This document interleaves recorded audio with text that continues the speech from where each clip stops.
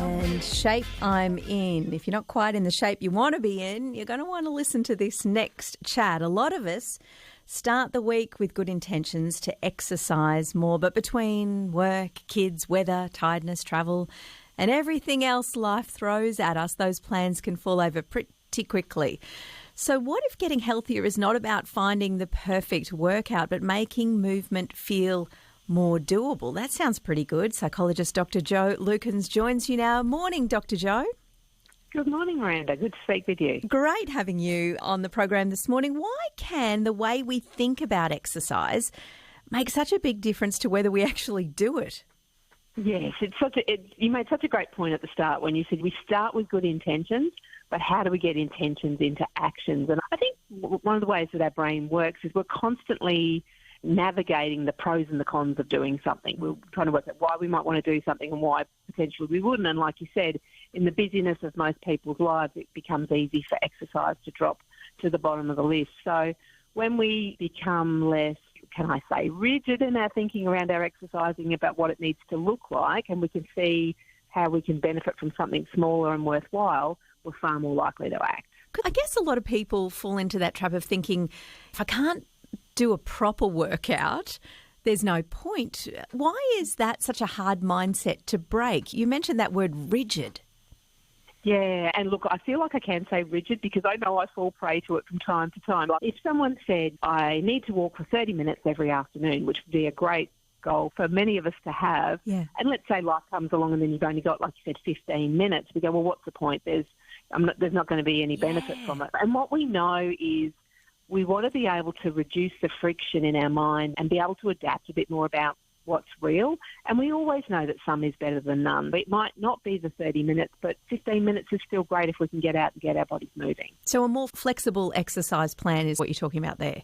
Yeah, it is. Certainly we might want to set ideals for what we'd like it to look like, and we want to work towards that where we can, but we also need to forgive ourselves on the days when maybe that doesn't quite come to fruition. So for people with busy weeks, what are some small ways to build movement into the day without needing that full hour free? Yes, yeah. So I think finding ways to find those micro moments, and it might be about taking the stairs instead of going up the escalator or the lift if that's something that we're able to do, or I don't know, maybe you're boiling the kettle and you might do some air squats or something like that you're doing. There are always little moments. Maybe you're waiting at school drop-off, or maybe you're taking a phone call so you choose to stand up and walk around your lounge room a little bit more. And I know all those sound like very small things, but if we can start to think about movement as part of our day-to-day, and certainly for so many people for whom their work days, a lot of their time is spent sitting, finding, I actually heard a dietitian refer to them last week as exercise snacks,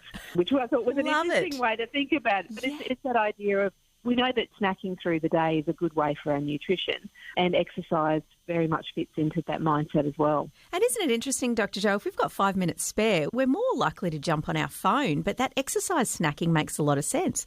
You got 5 minutes free, let's do a bit of movement. Yeah, absolutely. How important is it to choose movement, though, that you can tolerate or even enjoy rather than what you think you should be doing? Yeah, so obviously the exercise physiologist would have views around what do we need. I guess it depends on how it benefits us in terms of our health. And so there's lots of guidelines out there about cardiovascular fitness and stuff that makes us huff and puff, and the exercise that we're picking up heavier things and putting them back down again. So there's different reasons for doing different types of activity, but we also know that continual movement through our day is also beneficial for us. The 10 air squats by the kettle doesn't probably do what I need it to do for me in terms of my strength training, but we know that regular moving around is really, it's good for our brains, it's good for our bodies, and it helps clear the mind as well. You're on ABC Radio Queensland. My guest is Dr. Jo Lukens, who's a psychologist. We're talking about if you've lost that motivation to get out and get moving. Dr. Jo, what role does self-compassion play when you miss a day or when the week just doesn't quite go to plan? Yes, and doesn't that happen more often than we would like from time to time? It does, and I think that's the thing, isn't it? That once something, I always say to people, once something has happened, unless you've got a TARDIS, for those that can remember what a TARDIS is, a time machine to go back, we don't have the luxury of changing those things. So then it's not so much what happens to us, but it's how we think about it that's important. If I'm really unkind to myself if I've missed a workout, then for me, then I'm more likely to end up in front of the fridge or the pantry. So we know that negative self-talk generally isn't very helpful. So helpful is the lens that I like to look at most of my conversations with myself when I can. And so if you haven't done the workout that you plan to do, what's most helpful? Maybe you can do something small at home now. Maybe you can build something into tomorrow. Or maybe you can just forgive yourself and understand that you've had a big day, and maybe there's something that you can do tomorrow that will get you back closer to the goals that you're setting for yourself. Yeah. And I guess that reset, that can happen more frequently. You don't have to wait until next week. Is that right? That's right. I know that most of us think that the best time to start a new goal is on a Monday. Yeah. And so who would ever do that on a Thursday? That's just weird. The good thing is that, you can start small moves. That's what I love about this focus on small things, because little by little, a little will become a lot. Yeah. And so therefore there's no reason that, depending on what people are doing, even while they're listening to us now, maybe there's some movement they can engage in unless they're driving the car. But there's always times to build little parts in, and what we know is that habits are great because they save us from having to think. So if we can start to build them in as part of our regular day-to-day, it just becomes one of those things we do, like brushing our teeth every morning. Yeah, absolutely. All right, so if it's not Thursday, for someone listening who feels like they failed at exercise again and again, I put myself in this category. What's a realistic place to start this week? Yeah.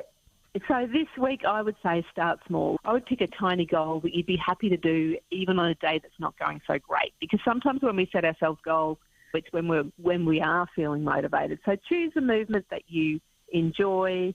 Maybe commit to a small amount of time. Maybe it's 5 minutes, maybe it's 10 minutes, and maybe you try and do it 3 times a week. Because what we know is that with our habits, we build momentum, we build motivation, and you're not always going to feel motivated, so you need a bit of discipline, and you're not always going to have discipline, so it's those habits. So just finding some little things that we can do, something that feels doable, something that feels within the range of what we can fit in this week, not feeling too overloaded with it, and being kind to ourselves as we're doing it. But also, when we do those things, just have a little yay me moment and congratulate yourself for doing it, and then move on through the rest of your day. Yes. Oh, Dr. Jo, I've loved chatting with you. Thank you so much for stopping by. Great to speak with you. Thanks, Miranda. Good on you. That's Dr. Jo Lukens, who's a psychologist, just encouraging you to start small and be kind to yourself. You're on ABC Radio Queensland. It's about